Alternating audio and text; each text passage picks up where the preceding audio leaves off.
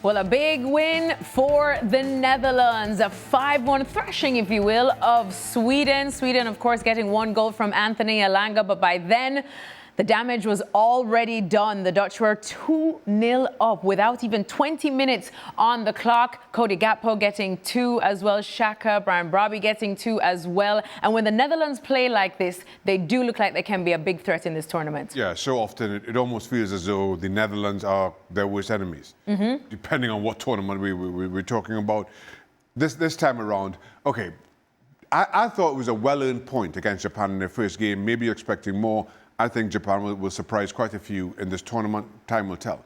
But you take that point, and now it's how you respond. Against Sweden, who surprised with a thumping 5-1 win of their own against Tunisia, and you just wondered which Sweden this was. Was it a team that kind of struggled in qualifying, or one that held so much promise, particularly with Isak and Gyökeres up front? That being said, once the Netherlands get the start that they did, they never really looked back. And yes, Elanga scored what turned out to be a consolation. But this was about the Dutch being complete and absolutely thumping Sweden in the way that they did. At no point was this result ever in any kind of doubt. That's down to the Dutch being good. Augie, what did you make of the game? Are you a bit surprised at the margin of this win? I was surprised because the Dutch always give you great control of the game. They'll always pass the ball. You never have any concerns about what they're going to do with it. But I did wonder about their cutting edge, because I don't think they certainly haven't got a striker that they used to have in the great days, the Bergkamps, the Van Bastens, the Van Nistelrooys, the Van Persies. They haven't got that. Brian Brobby's had a great season at Sunderland, but you wouldn't say he's a lethal striker. But today, they were ruthless today. 2 for Brobby, 2 for Gakpo, and then Summerville comes off the bench. So my doubts about the Dutch were, have they got the cutting edge? Well, they proved today against Sweden they've got it.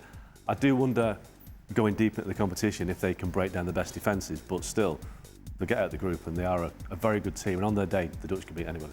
As we said, Brian Brobby getting 2 goals, Cody Gakpo getting 2 goals, the 2 brace holders there. Shaka, who is the pick for you? Whose performance impressed you the most? Well, Brian Brobby was the most surprising. I will say that.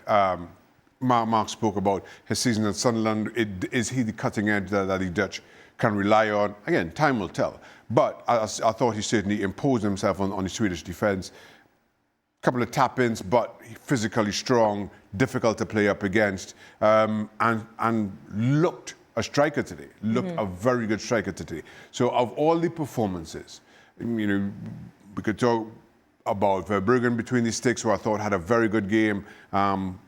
He's a good goalkeeper. Yeah. Brian Brobby, for me, with his 2 goals, his all-round performance was the most pleasantly surprising of the Dutch performances. Well, let's talk about Cody Gakpo, because, Augie, we do know that he can score goals and he can come up clutch. Our Stevie Nicol is very happy with what he saw from his fellow Liverpool man today. He's just probably hoping he can do that more next season in a Liverpool shirt. But what did you think of Gakpo today?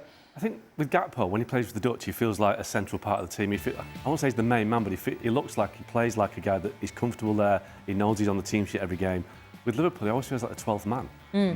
He never seems to be the guy that gets a start, and I think that's kind of unfair, because last season I thought he was the one forward who was actually consistent, maybe 6 out of 10 consistent, but Liverpool had like 4s and 5s out of 10 last season. Gakpo gives you work rate, he can play across the front 3, he's got a good record, but I think with Liverpool they had a situation last year where they had the Salah situation, Isak, and he was never quite trusted to be the main guy, but I think with the Dutch he knows he is. What, did you see it like that too, Shaq? Yeah, listen, I thought the way he propped up, and Gakpo for me, I think is a fairly complete footballer, and almost suffers, as Mark says, because you have other spots where suffers with Liverpool. You have other players in other spots, and it's almost as though Gakpo is the other guy. Where do you need somebody this time around?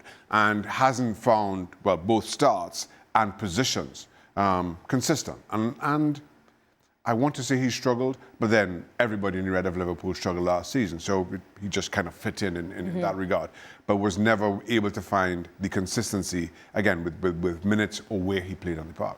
Well, as you know, come August, La Liga will be back on ESPN, and will we be seeing Denzel Dumfries perhaps in a Real Madrid shirt? We know he's linked. When you see him perform like he did today, Shaka, with the 2 assists, you really do see why Real Madrid would be interested in him. Absolutely, and I'll be honest, I thought a bigger club than Inter, with the greatest respect Inter, would have come in for Dumfries. I felt his performances have always been good, have and consistent. And there aren't many who cover the ground that Dumfries does as a wing back. And then 2 really good assists, inch perfect passes. Again, this is just a Dutch team that is just purring along very nicely.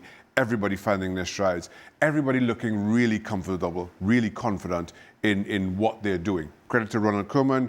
Maybe it's just being away from clubs, but again, that doesn't apply to Dumfries, who I think has been consistent for quite some time.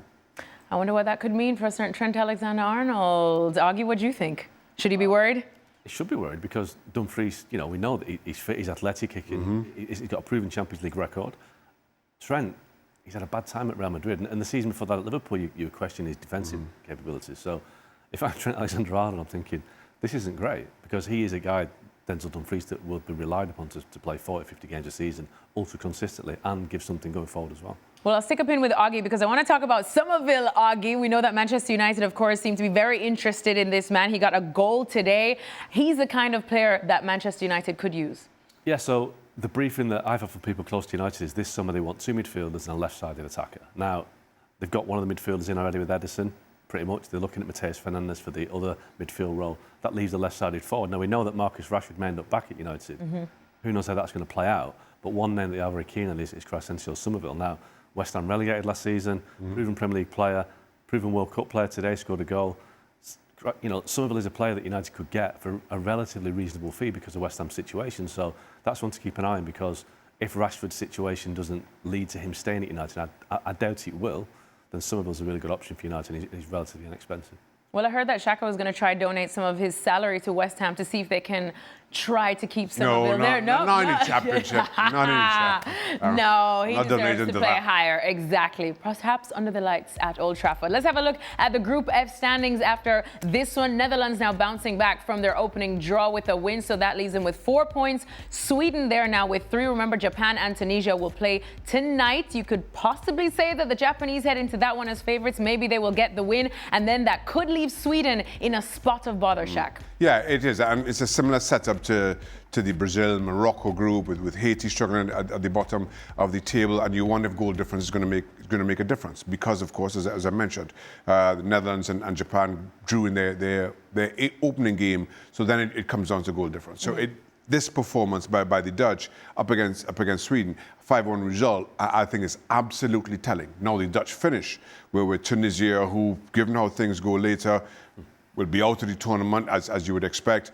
And that makes life a whole lot easier for the Dutch, especially if goal difference is a factor here. So I thought they got the job done today wonderfully well. 4 goals, plus 4 goal difference on the board, and now the ball is in Japan's court. Finishing first has its benefits. I think the Dutch have put themselves in pole position for that, for the time at least. Let's see how Japan do later. Yeah, and Augie, that's the big thing too, because Japan have to play Sweden now, and not just the goal difference going against them, but Japan also, we know the quality that they possess. So it's looking like Sweden could be the ones left out. And no, but Sweden, well, to cut you off, Sweden have that win under their belts. Yeah. So that they go into that third game thinking that if we get something, at least we were in the hat to get to one of those third place finishes. I think 4 points is crucial. Yeah. I mean, we're looking at, like, jumping to different groups. Scotland have got 3 points. They're going to struggle if they've got Brazil. So this week is going to all be about the permutations for third place. So any team that gets 4 points is going to be very unlucky to miss out on the knockout stage. So you'd think Sweden will get an extra point, but who knows?